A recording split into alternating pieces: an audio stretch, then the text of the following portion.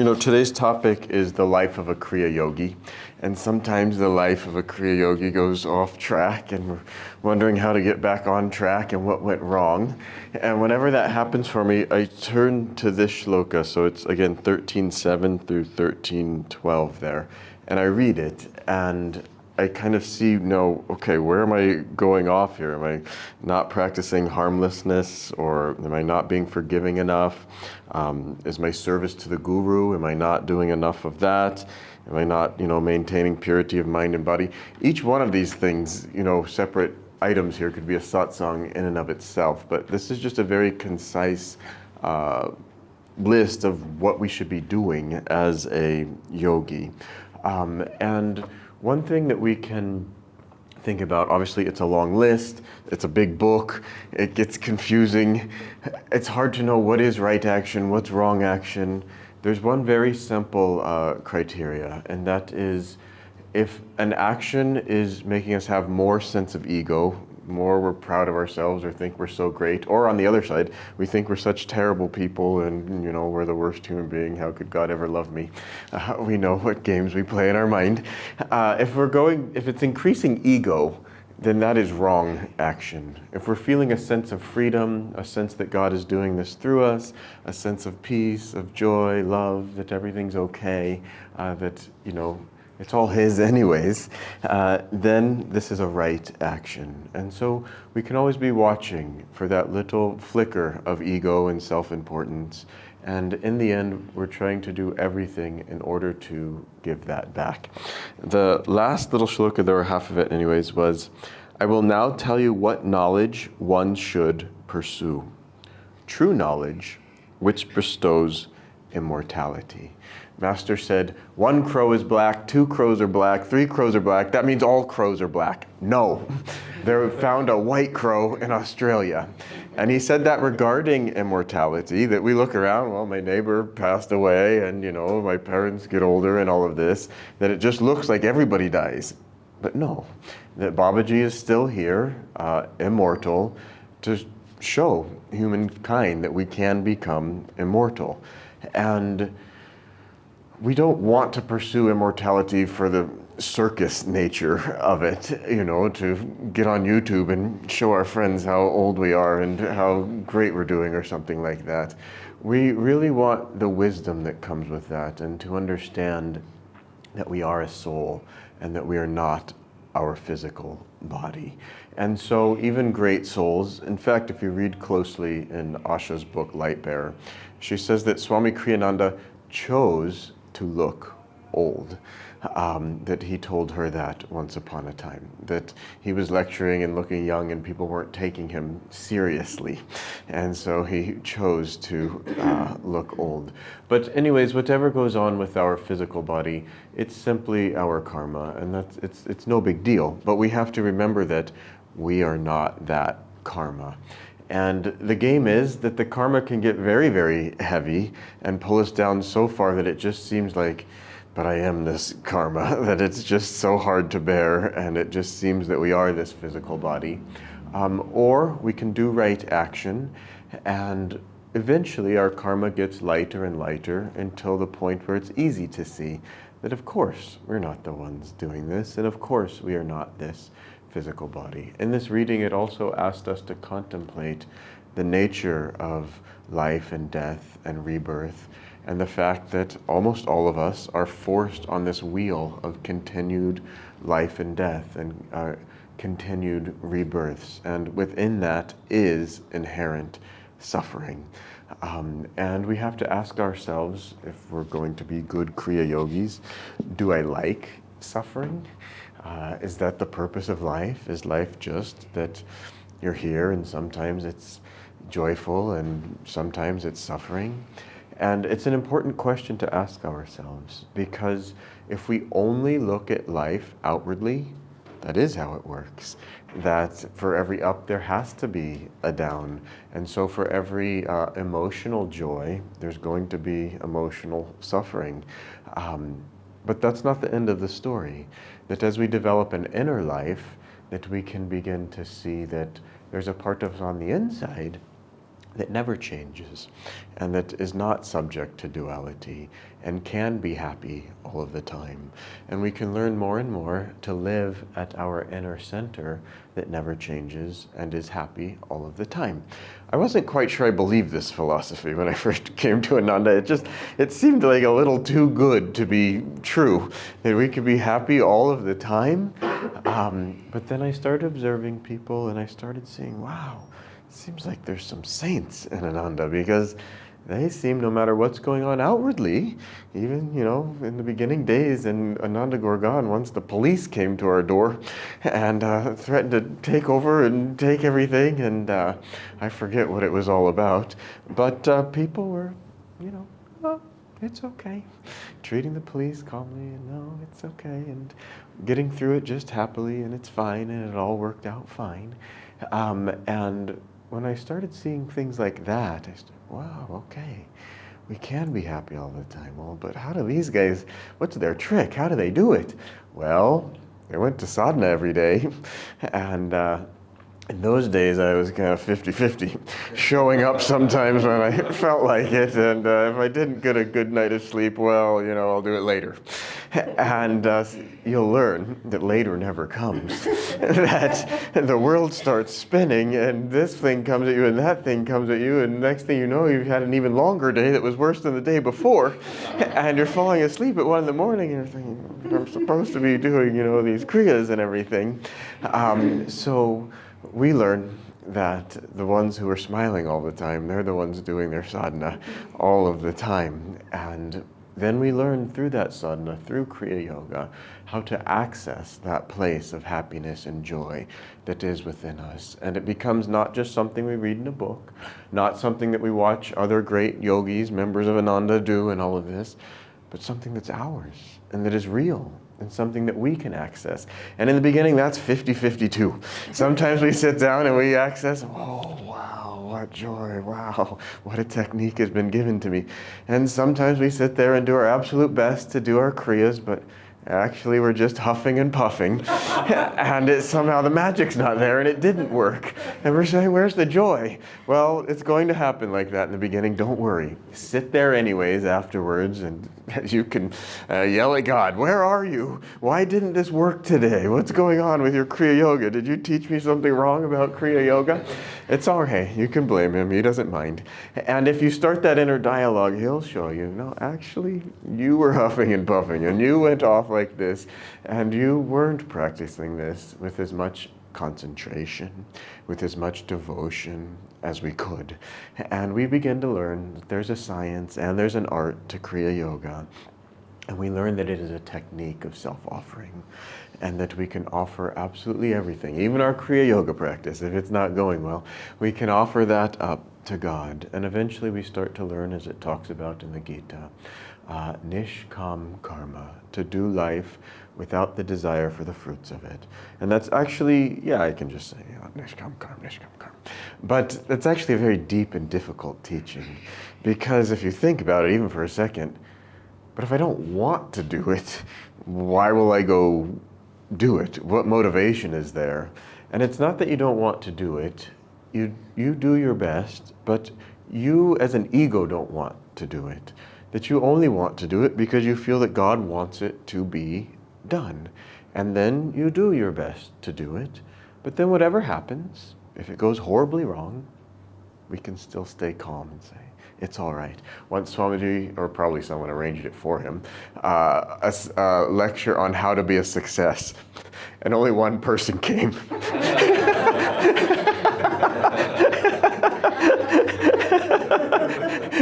And so he said, well, I could call myself a success and that this is a grand failure. I succeeded in being a grand failure. We can always look on the bright side of life, and there always is something that we can be happy about, and that everything can be okay. But at the end, we have to offer up whatever happens at the end. Offer that back to God. And it really is a way to freedom. And in the beginning, it looks like a way maybe towards apathy. But apathy is when we're not really trying, and we have low energy, and we just think, oh, who cares? It all adds up to zero anyways. Oh, I'm just practicing nishkam karma. I don't really care. It's whatever God wants. We have to care. We have to do things with high energy. It can also look like irresponsibility, that, well, you know, it was a failure. And I'm sure I've heard of a different time when someone arranged a lecture, and I think 2 people came to this one or something. But Swamiji said, no, you can't just say, oh, that's how God wanted it. You didn't do this thing right. You didn't do this thing right. You didn't do this. You didn't think it through. You didn't put high energy into it.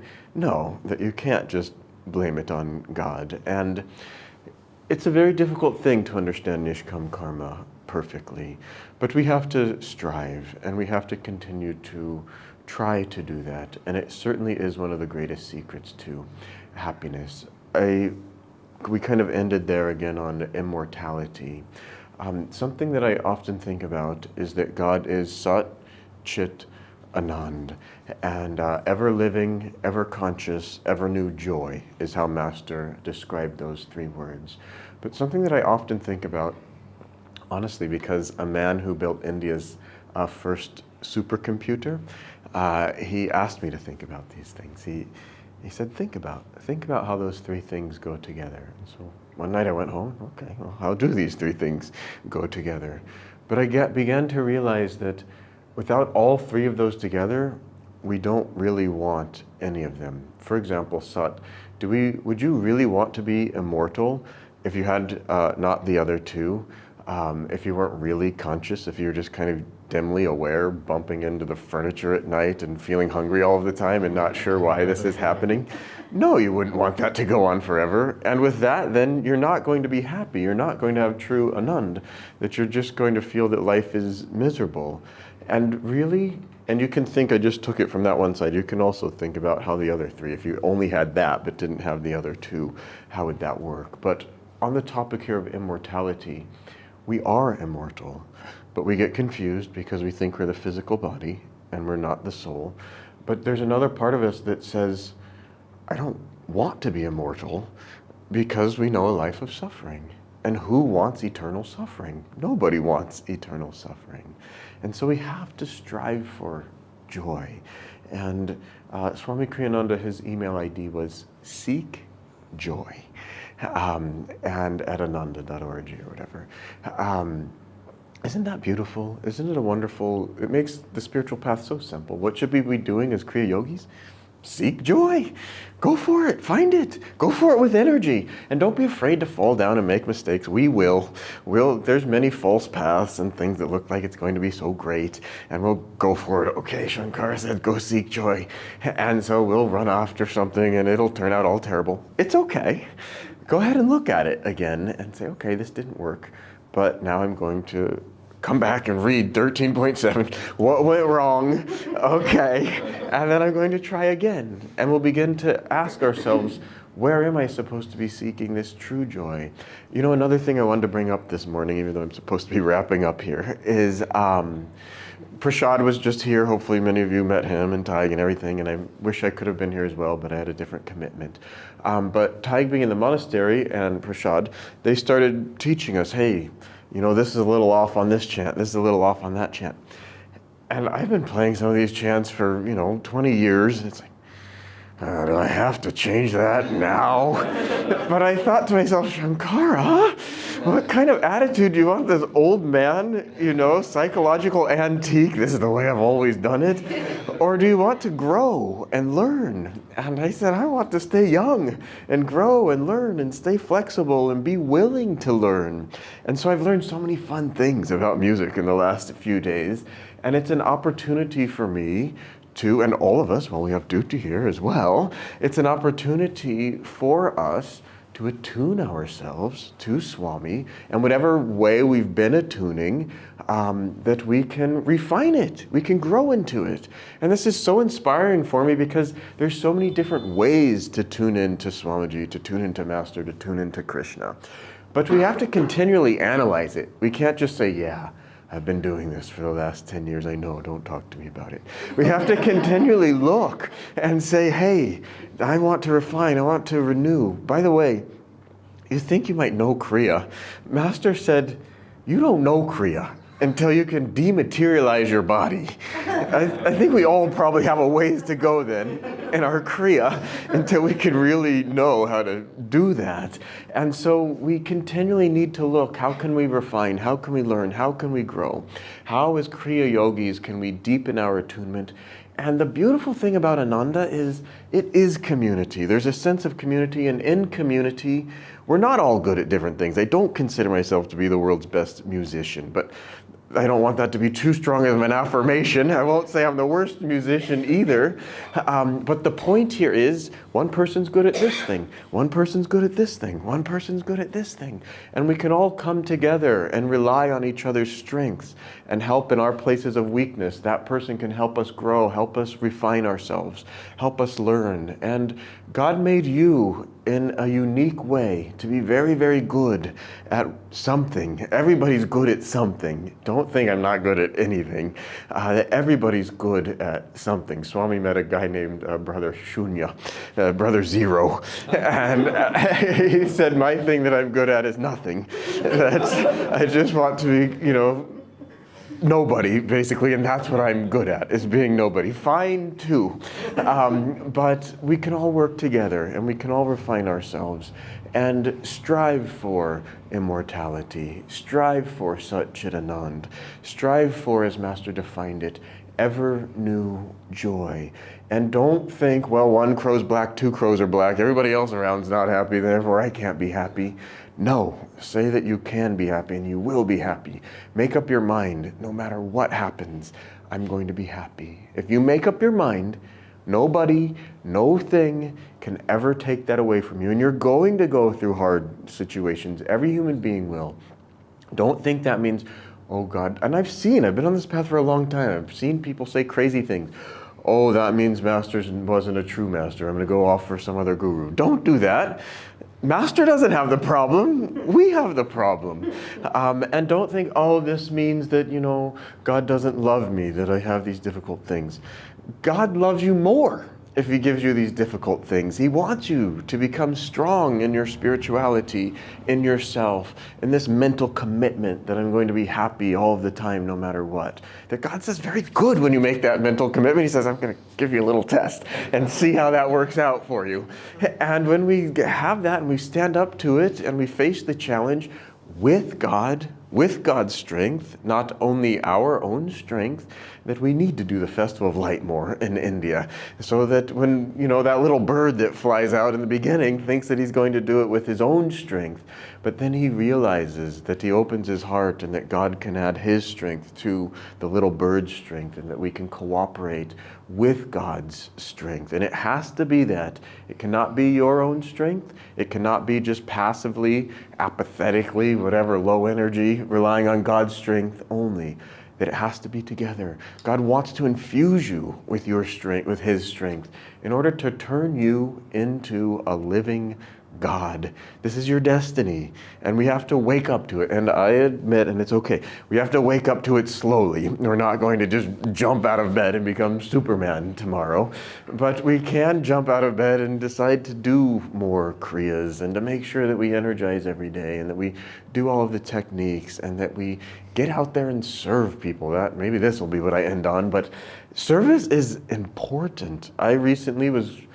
I sometimes feel like a teacher, grading applications for people who wanted to do the higher Kriyas. And I noticed every single person that I approved, yes, I'm doing seva.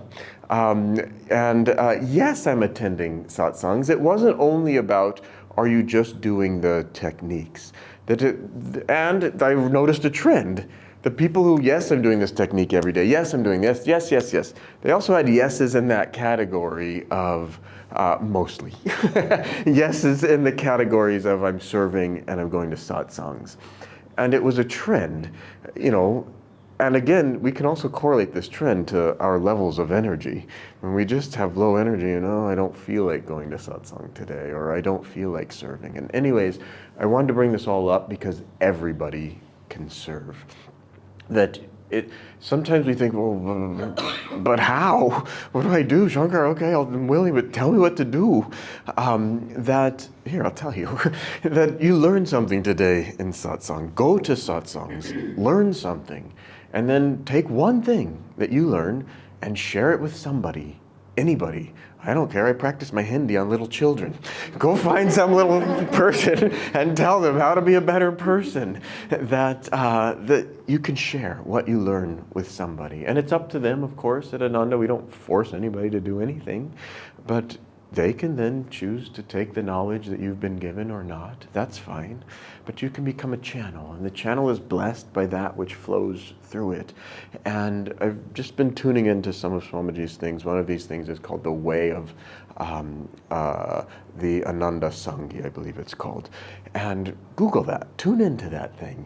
See, what was Swamiji's vision? What did Swamiji think Ananda was? And it is something, it's alive, it's always growing, it's always changing. But there's core principles, like Sat Chit Anand, that never change, that we constantly need to be tuning into. And Ananda, it's not some institution that's just a written set of rules that, okay, do this, this, and this, and then you'll get samadhi. It's something that it's us, it's people, and it's all of us. How do we want to express it and grow it and live it and be part of that light?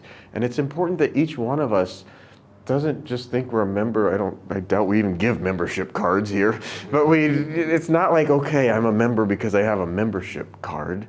You're a member in God's eyes, in Swamiji's eyes, by who you are. That, are you living this life of a Kriya Band? Are you serving? Are you coming to satsangs? Are you figuring out how to smile even though you really don't feel like it? Master said, go in the mirror and force the corner of your mouth up, both corners, and just figure out how to smile anyways. And we have to do these things. We have to do affirmations. But are we living that life? Are we filled with Anand? This is the real question, and this is what really makes you a member. It's in your heart, it's in your life, it's what you're doing, it's what you're being. And so let's make this decision that we're going to be happy all of the time and live this true life. And we'll end like that. It's a reminder that it's time to do arati.